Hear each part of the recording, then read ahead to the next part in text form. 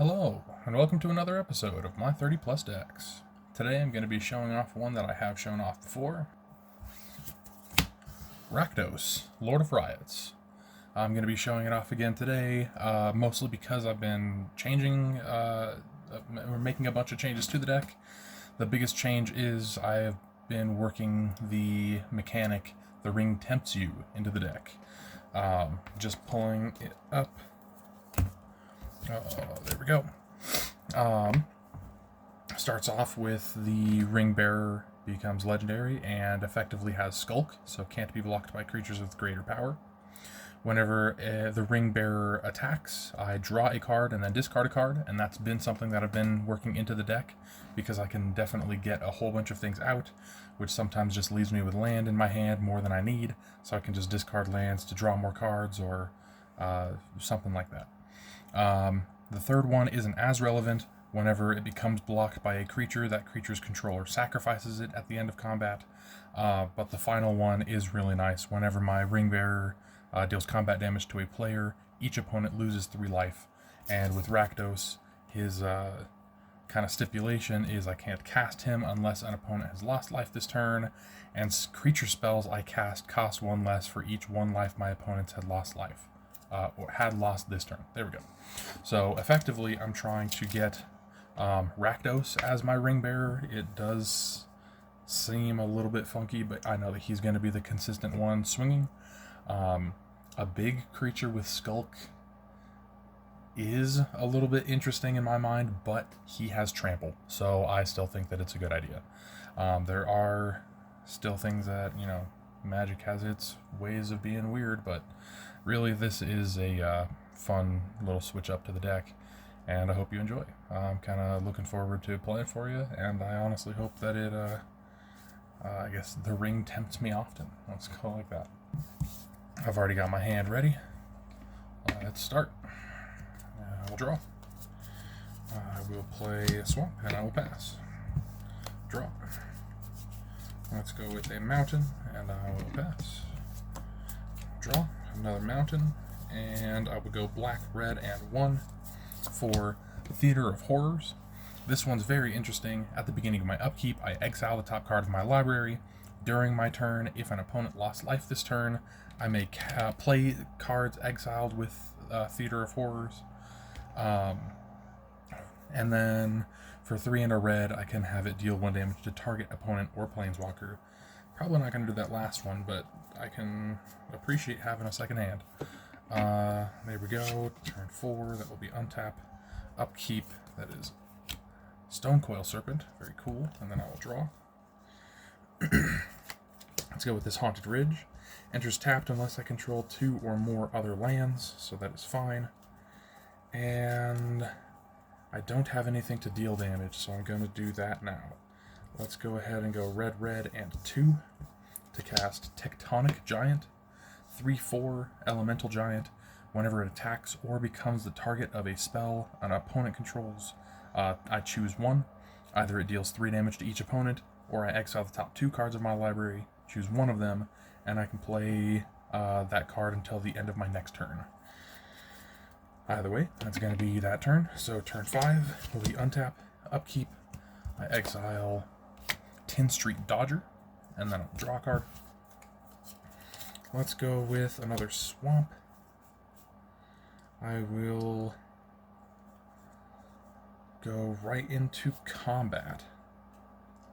I will swing with Tectonic Giant, choosing the mode to deal 3 damage to each opponent. And it's turn 5. This is a 3/4. I think he's safe this turn. And then second main phase will be red, red, black, black for Rakdos, Lord of Riots. And I will say that Tectonic Giant was blocked, but that still means that as far as my opponent's damage dealt, that is currently 9. So I can cast creature spells for 9 less. I will start off with Scuttling Doom Engine. This is a 6/6 that can't be blocked except by creatures with power 2 or less. Sorry. It's the other way around. Can't be blocked by creatures with power 2 or less. And when it dies, it deals 6 damage to target opponent or planeswalker. And that number is 9, so let me cast this 8 cost Breaker of Armies. That is a 10/8 Eldrazi. All creatures able to block it must do so. Man, that's kind of looking like it. I've already attacked, but man, what a turn 5. Let's go to turn 6. Untap. Upkeep, nothing. Oh, no. Upkeep something. Land. And then I will draw. Interesting. Let's go red, black, and 2. No, let's go a little bit more interesting. Let's go 1 red. Bolt Wave. Bolt Wave deals 3 damage to each opponent. And so Rakdos sees that. That's another 9 reduction. Let's go red, black. And cast Chainer. Nightmare Adept.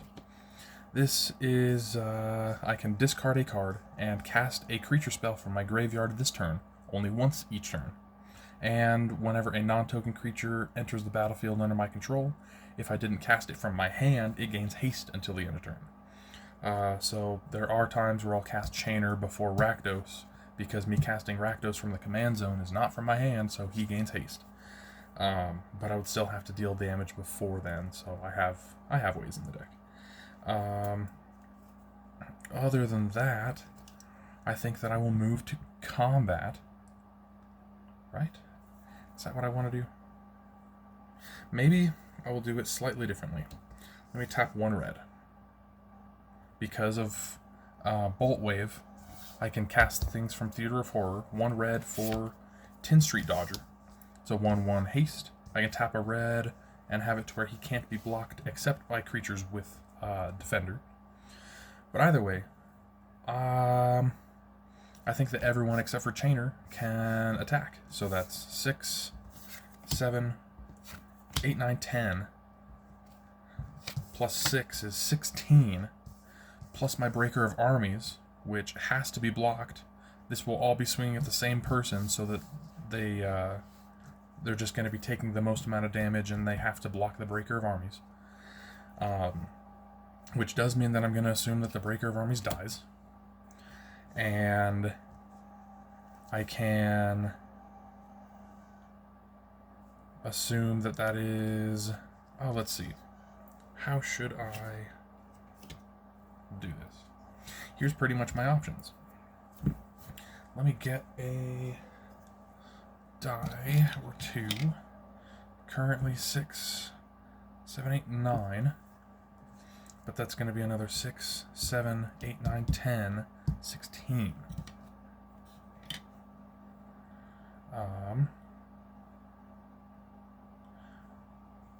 Three. That's 9. That's 15. Plus 16, so that's 6, 12, 18, 24, 25 mana reduction. I'm counting this all for Stonecoil Serpent, seeing how big that it's going to be. And I'm also deciding whether or not I want to do Tectonic Giants 3 damage to each opponent, which would be another 9, or if I want to exile the top 2 cards and choose 1 to cast. Let's just go big. I still have 1 more turn. That's going to be another 9. So 6, 7, 8, 9. Would put that to 4. So that's 6, 12, 18, 24, 30, 31, 32, 33, 34. Mana reduction. All of these guys are safe because of the Breaker of Armies. I will cast Stonecoil Serpent from my graveyard as a... let's see, I'll plus 1. So as whatever this is, plus 1. 6, 12, 18, 24, 30, 35. This is a 35/35 reach, trample, protection from multicolored. And I will choose to play Foreboding Ruins as my land for turn. This is turn 6. I've got 6 land. I will then choose to, with Chainer, I will discard Terramorphic Expanse so that I can cast a creature spell from my graveyard this turn. And I will just recast that Breaker of Armies. Is it broken yet? Alright. Let's go to turn 7. Untap. Upkeep. Oath of Grey Host. Alright. And then draw. That is neat.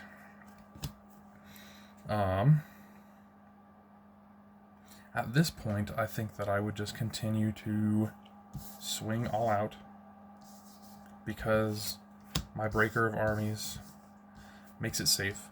It would probably even be something like Breaker of Armies and everything except for my Stonecoil Serpent goes at someone, and then my Stonecoil Serpent goes at someone else. On declaration of attack, I will choose to exile the top 2 cards. That is the Scorpion God and a Charcoal Diamond. Charcoal Diamond will stay exiled, and I can cast this until the end of my next turn. I will assume that Breaker of Armies dies.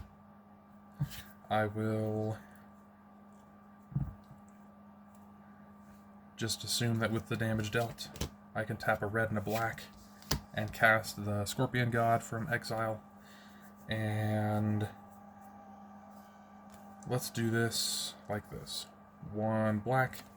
Sam's Desperate Rescue. Return target creature, that will be my Breaker of Armies, from my graveyard to my hand. And the ring tempts me. That will put that on. I'm pretty sure that Rakdos is just going to be my main target for that. Bam. Recast a Breaker of Armies. This was great. Alright, I could have instead done Oath of Grey Hosts. This one starts off with me and target opponent each create a food. The second one is each opponent loses 3 life and I make a treasure. And the final one makes me 3 tapped spirits. I have that one in the deck so I can cast it and then Rakdos. But man, that was a very cool game. Hope you guys enjoyed. I definitely enjoyed playing for you. That's probably one of the best kind of tests that this has gone, especially since I just beefed it up. Yeah. Hope you liked it. Hope you have a great rest of your day. Bye.